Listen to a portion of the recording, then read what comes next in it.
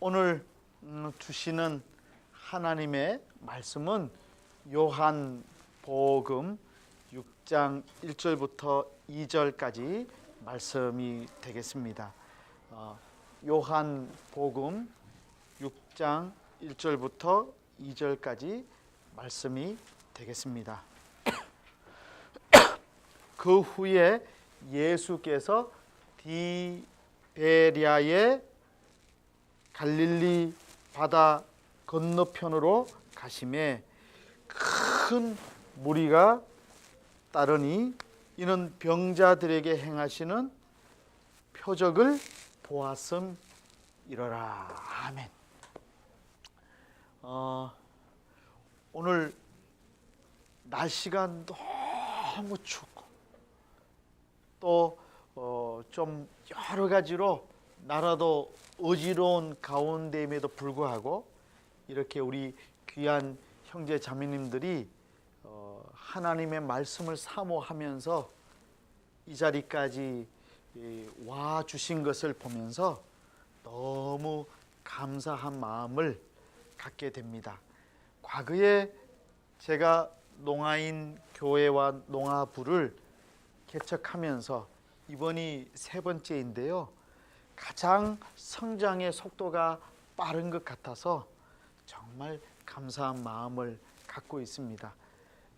이전에 남서울 은혜교회 농아부 처음 시작했을 때는 3개월 반 동안 한 명 놓고 혹은 저와 제 아내가 함께 예배드리고 집사님들만 몇 분 모여서 이렇게 했었는데 시작할 때부터 하나님께서 귀한 영혼들 보내주셔서 지금까지 이렇게 조금씩 성장해 가는 것을 보니까 참으로 감사하고, 특별히 처음으로 교회에 나와서 대표 기도를 이 지구촌 농아부에서 처음 하시는 분들이 많이 계셔서 더더욱 큰 감사한 마음을 갖습니다. 제가 최근에 BBC 영국 텔레비전 이 방송 통해서 셜록 홈즈라고 하는 TV 드라마를 본 적이 있어요. 셜록 홈즈, 수화가 없는 것 같아요. 그 모자 쓰고 하고, 그리고 살인한 사람들, 나쁜 사람들 잡는 탐정이라고 말할 수 있죠. 그 TV 드라마를 보는데 너무 재밌어요. 제가 밤 늦게 와서 모든 것 다 그냥 피곤해서 한 후에 TV 채널 막 돌리다가 탁 나왔는데 딱 보는 순간 느낌이 왔어요. 그래서 계속 봤는데 너무 재밌어요.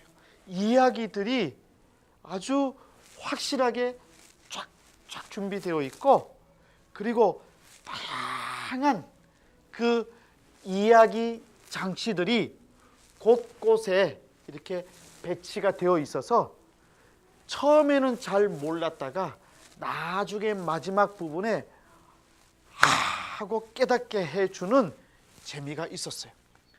처음 볼 때 아주 사소한 단서들이 나중에는 결정적인 이유가 되는 것을 보고, 또 아주 나쁜 살인자를 기가 막히게 찾아내고 추리하는 이 모습을 보면서 정말 재미있게 그 TV 드라마를 봤습니다. 물론 솔직히 말해서 마지막까지 누가 범인인지는 알지 못했어요.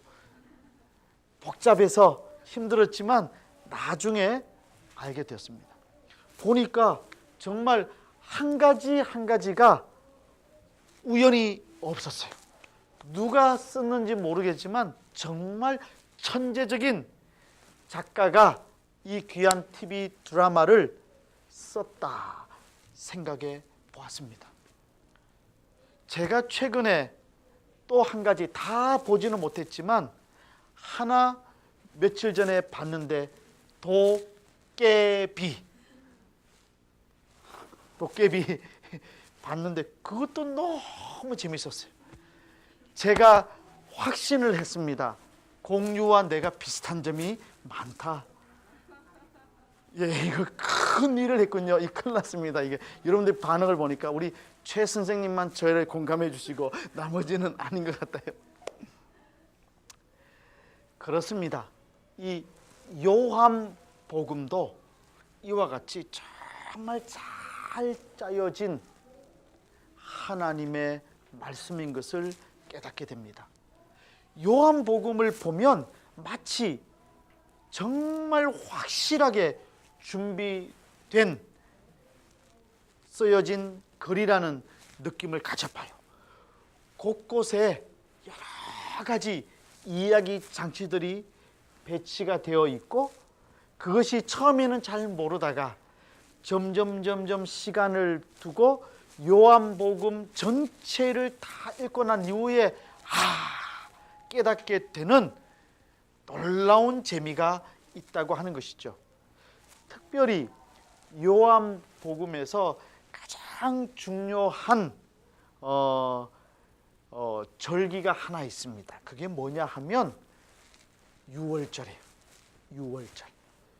요한복음은 특별히 여러 가지 이야기 장치들이 많이 있고, 그리고 정말 주님께서 원하시는 의도를 나타내기 위한 다양한 재료들을 곳곳에 숨겨 놓았는데, 그 중에 가장 중요한 대표적인 몇 가지 단서, 그 뭐라고 표현해야 될지, 수어로 표현해야 될지 잘 모르겠습니다만은 증거가 되는 작은 요소들이 있는데, 그 중에 대표적인 것이 유월절이었어요.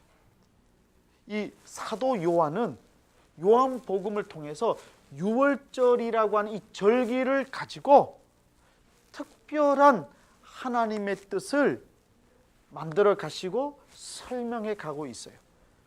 재미있는 것은 이 유월절은 처음부터 마지막까지 하나님의 선택하시는 사랑을 강조하기 위해서 사용한 메타포, 은유, 비유로 쓰고 있다는 거예요. 하나님은 끊임없이 인간을 사랑하셔서 선택하시고 구원해 주시려고 노력하시고, 인간은 끝까지 피하러 다니는 모습을 비교해서 나타내실 때 유월절을 사용하시고, 이 유월절 절기 때에 이 놀라운 죄악과 구원의 은혜를 확실하게 가르쳐 주시고 계신다는 거예요. 첫 번째로 요한복음의 이 유월절에 발생시킨 사건이 무엇입니까? 성전 청결 사건이었어요. 예수님께서 성전에서 장사하는 사람들을 내쫓으셨어요. 성전을 깨끗하게 하셨어요. 탐욕스러운 인간의 죄악을 두고 보시지 아니하시고 거룩한 성전의 모습을 다시 회복하시는 놀라운 일을 언제 행하셨다고요? 유월절에 행하셨던 거예요. 그 다음에 두 번째가 오늘 말씀이 시작되는, 아마 다음 제가 여러분들과 함께 나눌 말씀이 있겠죠. 오병이어의 기적이 생겨나는 이 귀한 날에 하나님께서 이 유월절을 통해서 사용해서 행하셨던 거예요. 그리고 세 번째는 예수님께서 십자가에 달리시기 위해서 예루살렘에 입성하실 때가 언제일까요? 유월절이었다는 거예요. 이 모든 유월절, 여러분, 그런데 이 유월절을 왜 사도 요한이 특별하게 주님의 의도하심으로 이해하고 이 귀한 때를 강조했을까요? 유월절은 어떤 의미를 가지고 있습니까? 유월절이 무엇입니까? 이스라엘 백성들이 출애굽할 때에 이스라엘 백성들이 하나님을 믿는 때에는 살아남았고, 그렇지 않았을 때 어떻게 되었습니까? 죽임을 당한 것을 기념하는 절기이죠. 하나님을 믿는 사람은 생명을 얻었고, 하나님을 믿지 않는 사람은 죽임을 당했다고 하는 사실을 확실하게 기념하고 기억하게 하는 절기가 유월절이었다는 거예요. 이 유월절이라고 하는 귀한 절기를 통해서 주님께서는 인간의 죄악된 상황 가운데서 이 죄 많은 인간을 구원하시기를 원하시는 하나님의 사랑을 극명하게 표현하시기를 원하셨다는 거예요. 여러분, 사랑이 무엇입니까? 사랑이 무엇이냐고 물으신다면 이런 노래가 있는 것 같습니다. 사랑이 무엇입니까? 하나님 사랑. 맞아요. 다른 대답 없는 사람들은 어떻게 해야 될지 제가 잘 모르겠습니다. 사랑을 한 번도 해보지 않은 사람 모습처럼 있는데요. 사랑해 보셨습니까? 사랑하면 어때요? 행복하지 않습니까? 큰일 났습니다. 우리 지구촌 농아부 사랑을 잃어버린 것 같아요. 사랑합니다. 사랑합니다. 자, 우리 옆에 있는 형제자매들께 아주 민망하긴 하지만 사랑의 고백을 합시다. 사랑합니다라고 인사하겠습니다. 시작. 사랑합니다. 사랑합니다.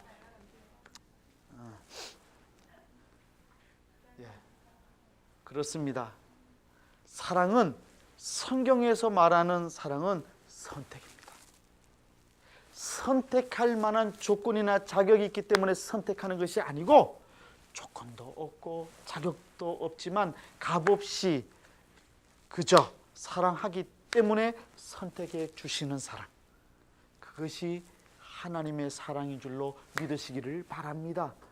그 크신 하나님의 사랑, 그 사랑을 확실하게 보여주는 모티브, 메타포가 바로 유월절이었기 때문에 사도 요한은 강조하고 있는 것이죠.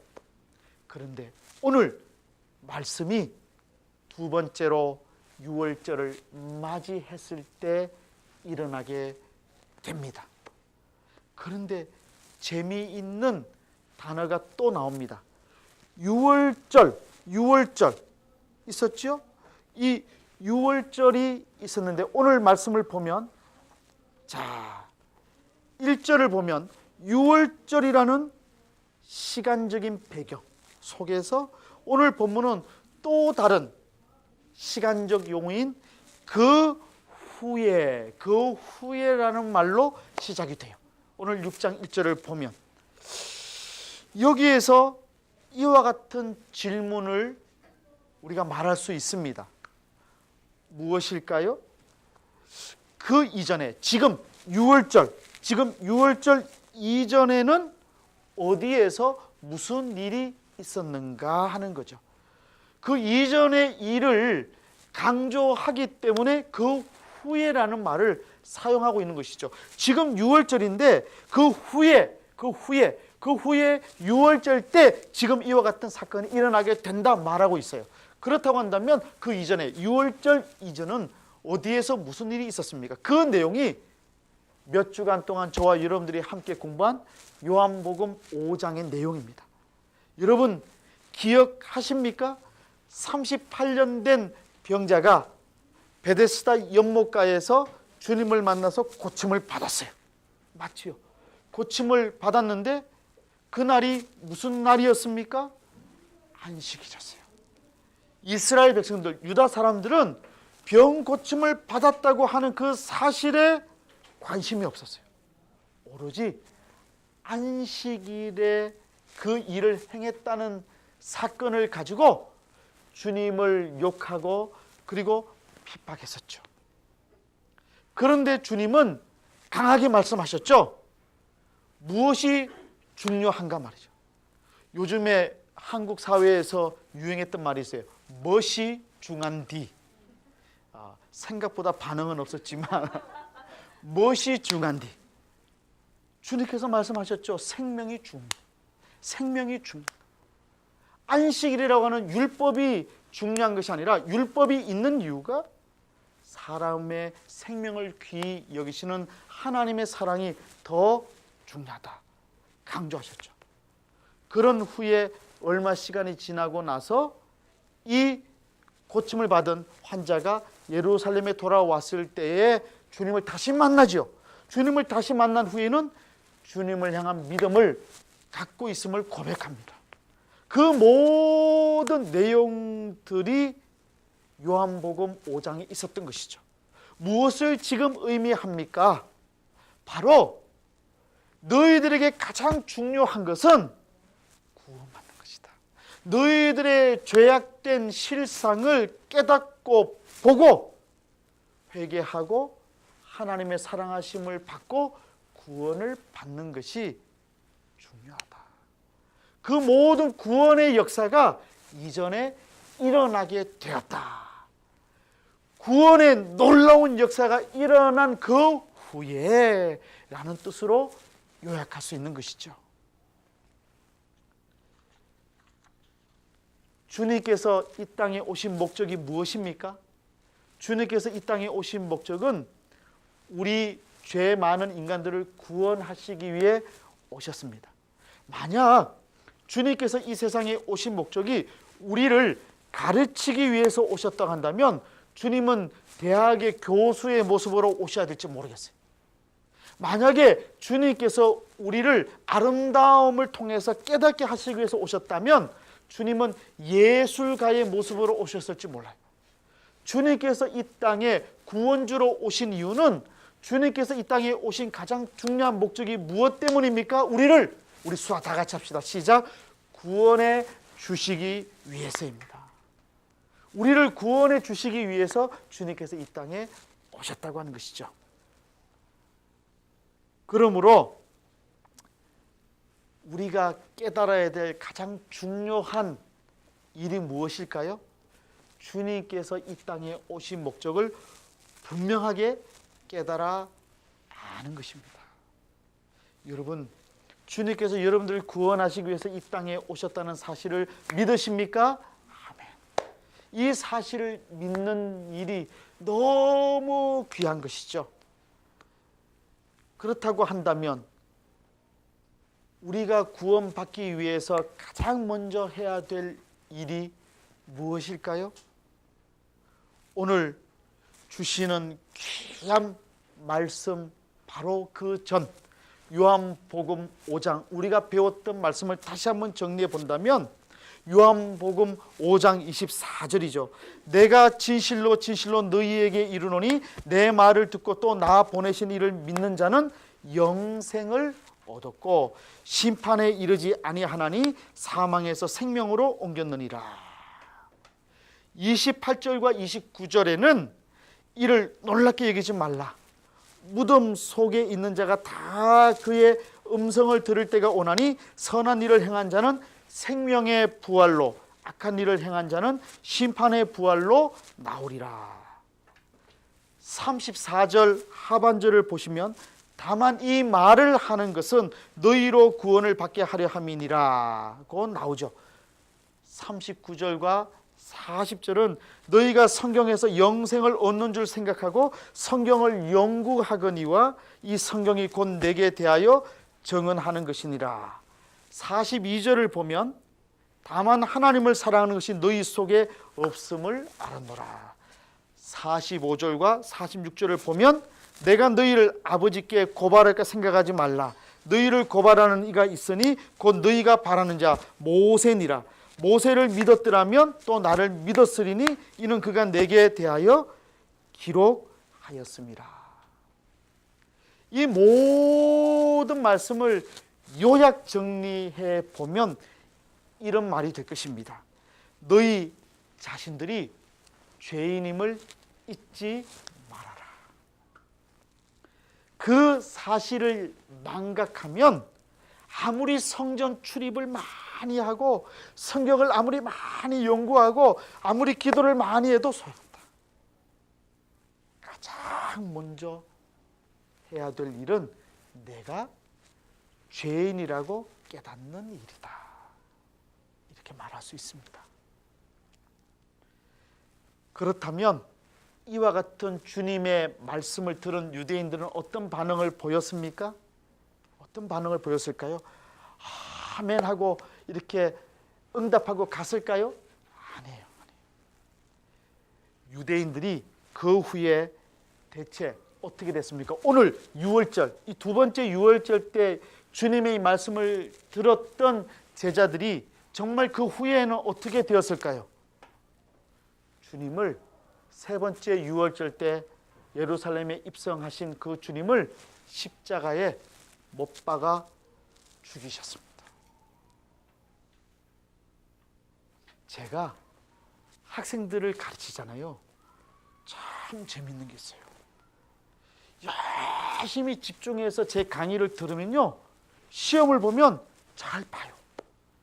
근데 정말 신기하게도 그냥 산만하게 있고 한 귀로 듣고 한 귀로 흘리잖아요. 시험 보면 정말 점수가 나쁜 학생들이 있습니다. 물론 특별한 경우는 있어요. 정말 얄미울 정도로 산만한데 시험만 잘 보는 인간들도 있어요. 고민입니다. 그래서 제가 꼭 시험 문제 낼 때는 저는 반드시 이 주관식 문제를 내요.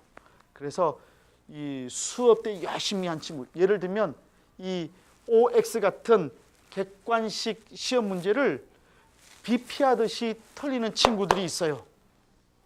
그렇지만 밤낮 없이 눈이 오나 비가 오나 열심히 공부한 제자들은 기억했다가 기본 점수라도 주기 위해서 이 주관식 점수를 잘 주려고 노력을 하곤 해요. 그게 형평성 있지 않겠습니까? 여러분, 유대인들이 주님의 말씀을 잘 들어야 하지 않겠습니까?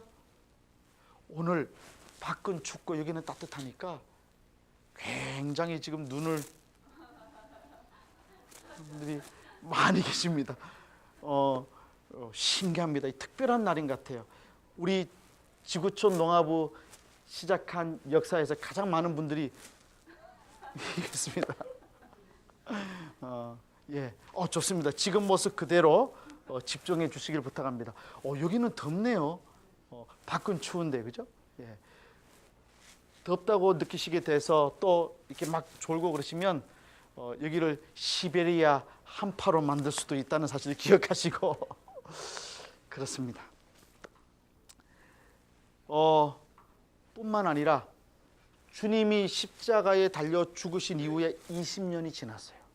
그때 이 동일한 사람들, 이 유대인, 예루살렘에 있었던 이 유대인들, 지도자들이 거의 대부분 살아 있었다고 전해지고 있는데 20년 후에는 사도 바울이 또 옵니다.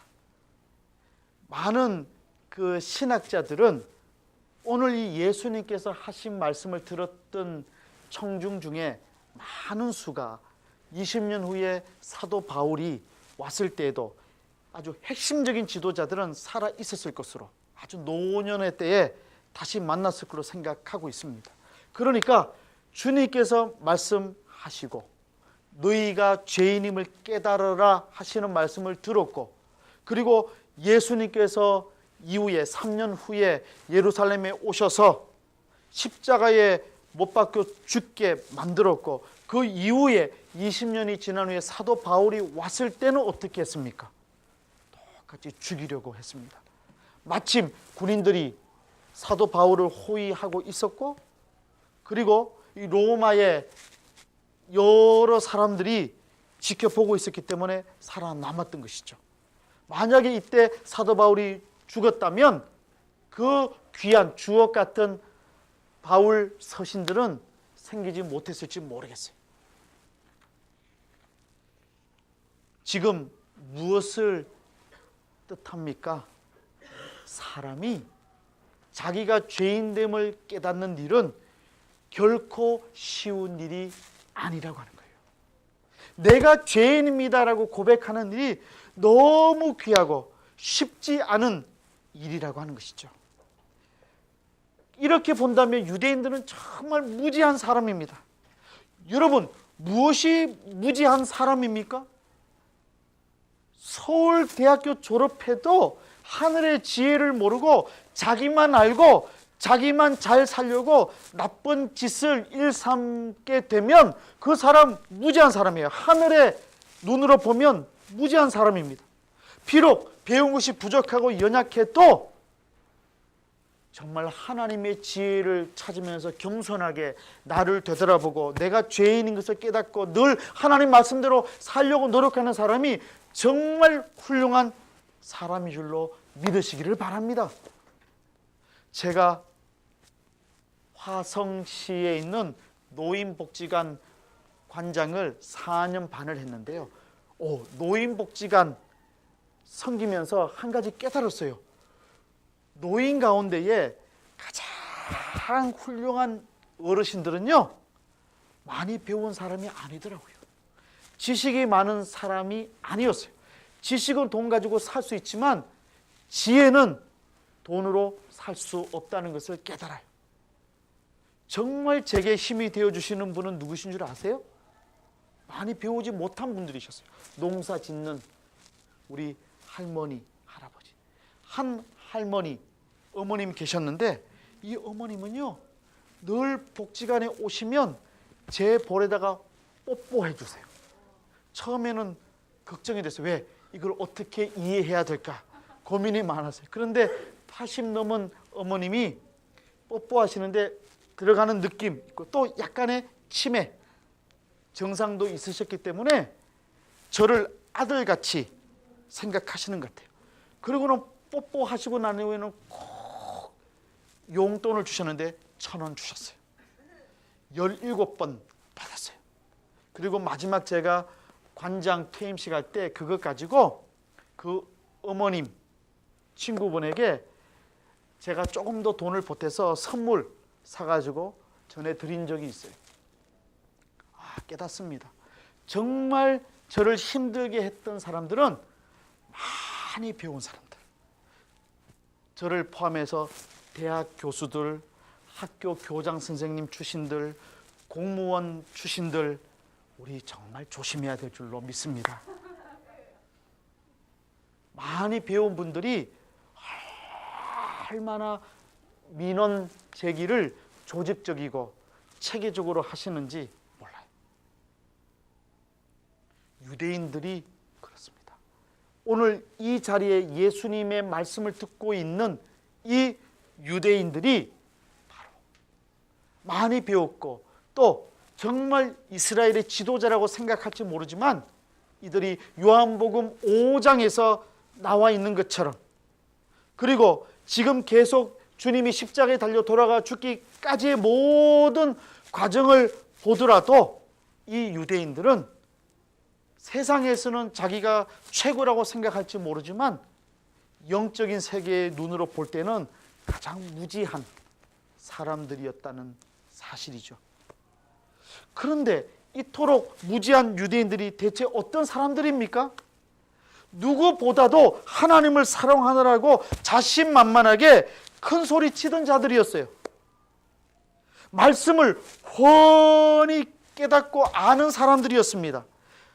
정말 자기가 이 율법을 잘 알고 있다고 생각하던 사람들이었어요. 그런데 중요한 건 내가 죄인이라는 사실은 깨닫지 못했다는 거예요.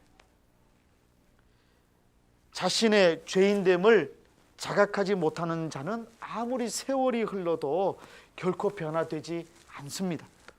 자신이 죄인이 아니기 때문에 변화되어야 할 필요도 느끼지 못하고 변화되어야 할 이유도 깨닫지 못하기 때문입니다.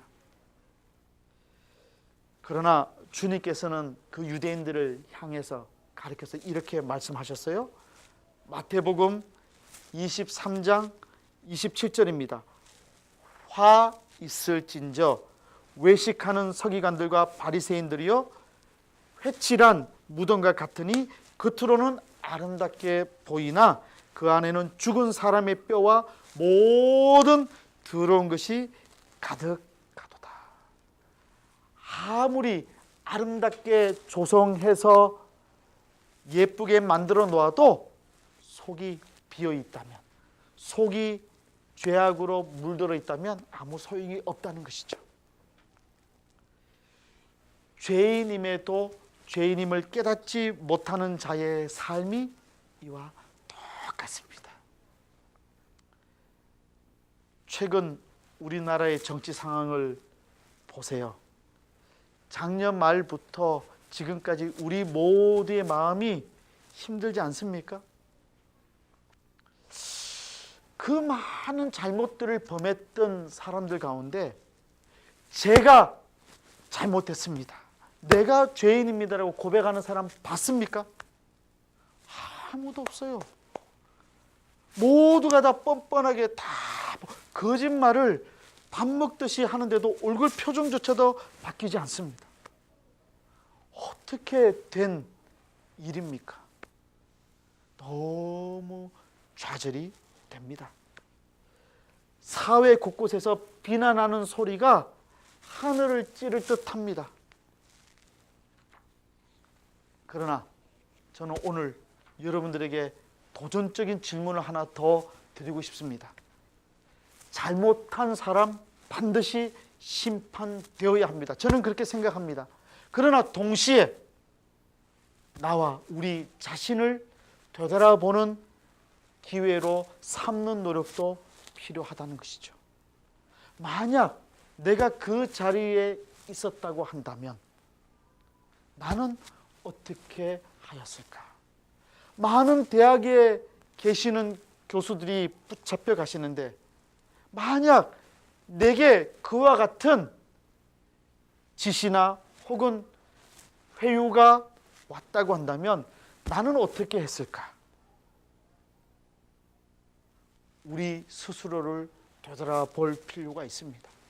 아니, 그와 같은 일들을 잘못이라고 생각하지도 못하고 우리가 살아왔다면 구조적인 악을 포함해서 그 구조적인 악 속에서 내 자신이 아무렇지도 않게 마음대로 죄악을 범하면서도 그 죄악됨을 깨닫지 못하고 있다고 한다면 내 자신을 되돌아보는 일이 필요하다는 것이죠.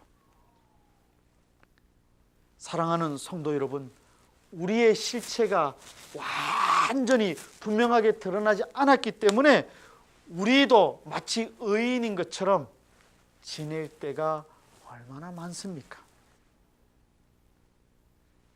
죄를 지은 사람들이 죄값을 당당하게 받을 수 있도록 기도함과 동시에 내 자신을 성찰해 보면서 비난하기보다는 기도하면서 하나님의 정의가 이 땅에 실현될 것을 기도하면서 내가 정의의 사람이 될 수 있도록 해달라고 기도하는 지혜를 가져야 할 것입니다. 그렇습니다. 사랑하는 성도 여러분, 언제 주님을 만났습니까? 주님을 만난 기억이 가물가물하십니까? 주님은 내가 죄인됨을 깨닫고 겸손할 때 찾아오십니다. 성령 하나님께서 내 가운데 임재하시는 체험이 없다고 느끼고 계십니까? 그렇다고 한다면 겸손하게 성령 하나님의 임재하심을 사모하시기를 주님의 이름으로 축원합니다. 나를 비워야 돼요. 나를 비우고 내가 겸손해져야 됩니다. 내 부족을 깨달아야 됩니다. 세상에서 가장 어리석은 사람이 누군 줄 아십니까? 내가 부족하다는 사실을 깨닫지 못하고 사는 사람이 가장 어리석은 사람입니다. 저는 회개하는 제목을 오늘 말씀을 준비하면서 많이 가져보았는데 그 중에 한 가지가 학교 권력에 대한 탐심이 있었다는 사실을 많이 깨달았습니다. 설교를 준비하면서 연구실에서 많이 울었습니다. 특별히 어제 저녁에 마지막 설교문을 정리하면서 지나간 날들을 생각해 보니까 학자의 모습을 사모하기보다는 학교에서의 권력과 권위, 힘을 더 자랑하고 싶어 했던 제 자신을 생각해 보았습니다. 겸손하게 가야 되겠다. 저는 우리 농아인 사회가 다시 한번 기도해야 될 때가 되었다고 생각합니다. 농아인 협회장들이 겸손하게 농아인들을 섬길 수 있는 귀한 은혜가 필요하다고 생각합니다. 농아인 협회나 혹은 농아인 지도자들이 오히려 많은 아수와 통역사들과 농인들에게 갑질을 한다면 이건 바라지 못할 줄로 압니다. 협회장들이 겸손하게 섬기는 문화가 조성이 되어야 할 것입니다. 반대로 아수와 통역사들과 사역자들은 농인들을 섬기면서 겸손한 자세를 가지는 일이 동시에 필요합니다. 지구촌 농화부가 그와 같은 사랑의 실천, 모범을 보여주셨으면 좋겠습니다.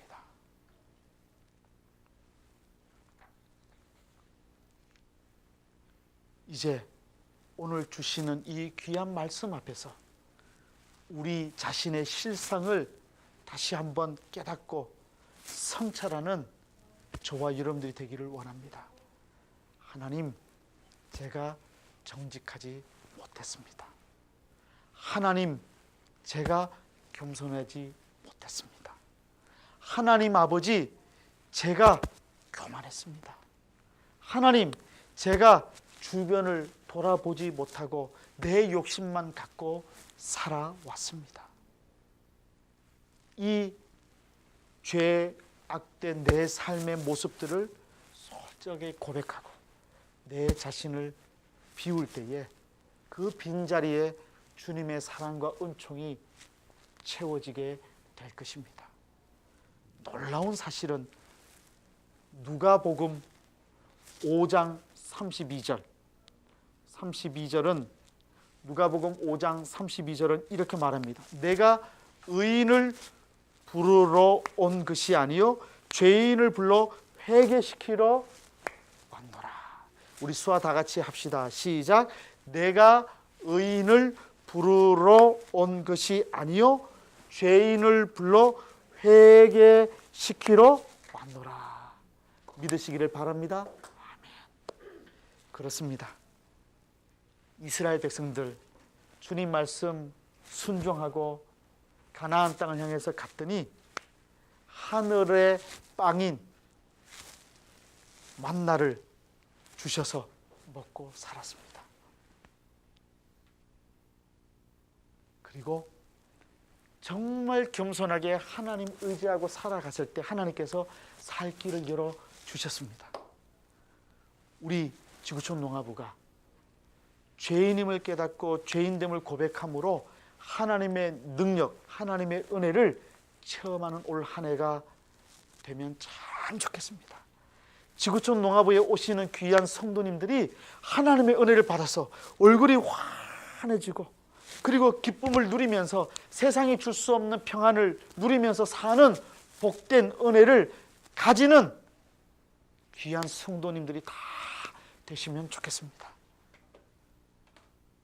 오늘부터 시작되는 한 주간 우리 정직하게 살기 위해서 노력합시다. 그리고 겸손합시다. 그리고 하나님 말씀대로 순종하면서 살기 위해서 노력해 가십시다. 그렇게 할 때에 죄인을 구원해 주신 하나님의 풍성하신 은혜를 누리면서 살게 될 줄로 믿습니다. 기도하겠습니다. 하나님 아버지 감사합니다. 부족하고 연약한 죄인을 구원해 주셔서 감사드립니다.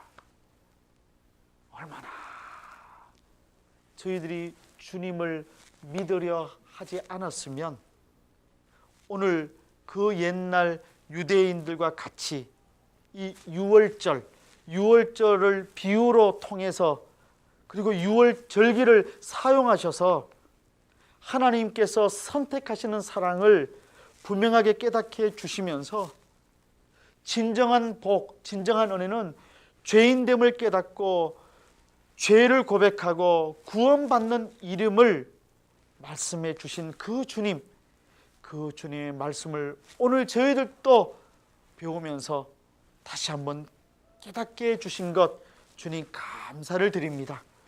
하나님 아버지, 저희들이 정말 겸손해지게 도와주시옵소서. 정직한 영을 갖고 살게 도와주시옵소서. 참된 회개를 늘 하면서 살게 해 주시옵소서. 그리함으로 인해서 하나님께서 주시는 놀라운 평안과 기쁨을 누리는 은혜를 허락해 주시옵소서. 감사드리며 우리 주 예수 그리스도의 이름으로 기도드리옵나이다. 아멘.